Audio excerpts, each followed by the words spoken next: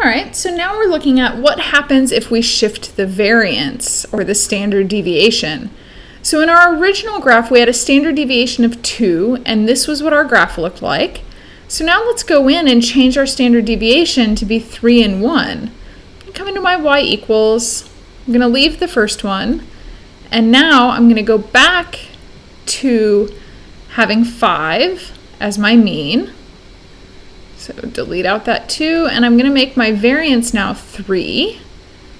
And then in the black one, make my mean 5. And remember, changing one variable at a time lets us look at things.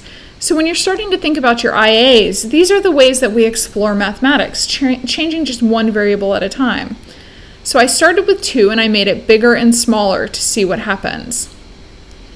So here's my original again. My mean was over at 5, and here's my shape.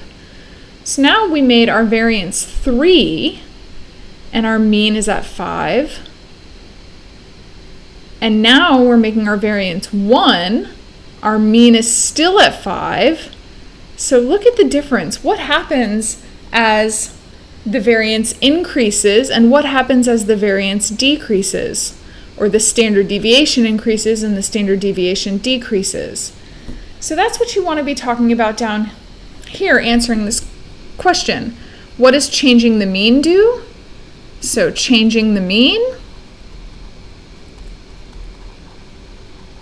So I want you to sum up what changing the mean does and sum up what changing the standard deviation does.